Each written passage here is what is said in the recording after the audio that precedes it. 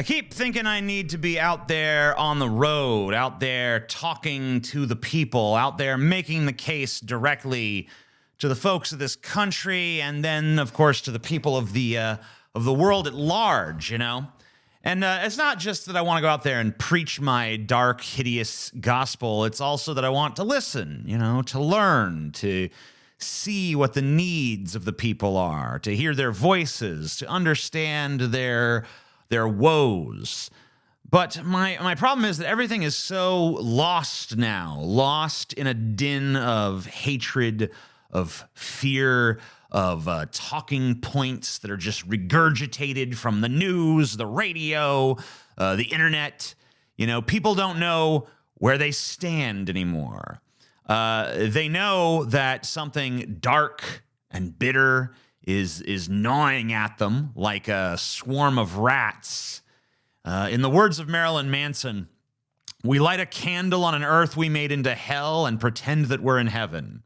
And I like that line because it feels to me like we very much are in hell because we're suffering the torments of hell. And I'm not talking about just one group of people. I'm talking left, right, center, apolitical, religious, non-religious, smart, stupid, strong, weak, whatever you are, you're in hell, right?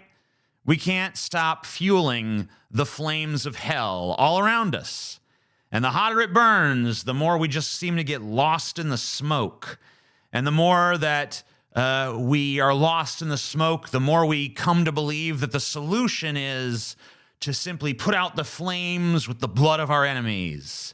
Only when our enemies are dead can we finally be free. That becomes the internal mantra. The only problem is that's what our enemies are saying too about us.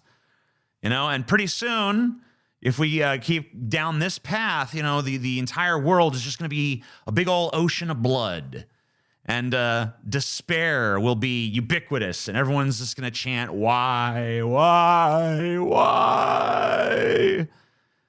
And the answer will be, of course, that we were all, you know, deceived. We fed the fire, and then we fed the oceans of blood, but never did we feed our hungry siblings. Never did we feed those whose, you know, bellies were grumbling and whose hands were outstretched with need. In pleading, never did we feed the true passions of our own souls. We never did spend any time standing in front of the mirror, you know, looking into our own eyes and just asking, who am I? Have you ever done that, my friends, my siblings? Have you ever stared deep into the eyes of your own reflection and just asked, who are you? What do you want? And then you have to stare for a while. At least I do.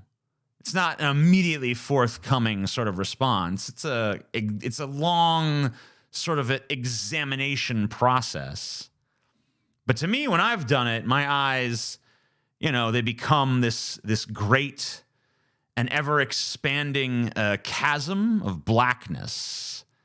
But it's not a blackness of emptiness or a blackness of death. It's a blackness of, I guess, a form of greed. It's a blackness that doesn't sink inward but reaches outward, and it reaches out for light and for freedom and to liberate the people of this world, and it reaches for you, of course. It always has. That's why I'm here. That's why I do this. You know? I know that there are so many people out there who, like, in their hearts, they know who they are, but in their minds, they don't, and in the words that come out of their mouths, they don't. So today, I have an assignment for you. All right, I know, presumptuous of me to start giving you tasks, but, you know, hey, maybe you got some time to kill, right? Or maybe you just are intrigued. So sit or stand in front of a mirror for 5 minutes. Look into your own eyes and just ask yourself what you see there. Ask it, who am I? What do I want? You know?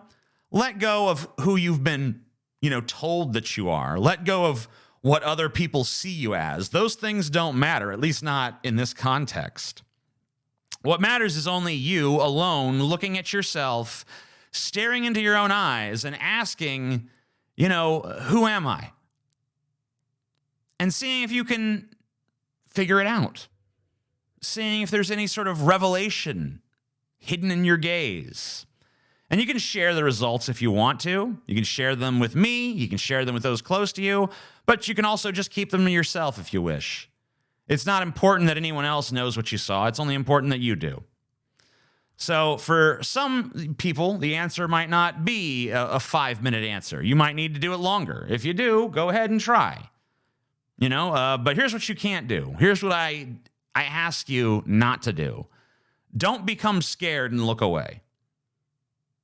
You can't leave the mirror. You can't make some excuse about, this is boring, or I don't think this is going to work, or whatever.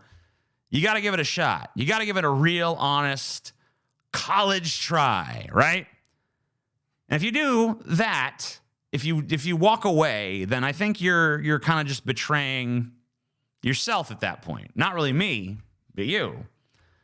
So in the description section of this video is another video, an unlisted video. And I do want you to watch it, but only after you have done the assignment, only after you've gone and faced yourself in the mirror and asked yourself who you are and given your eyes a good, long, hard, reflective stare.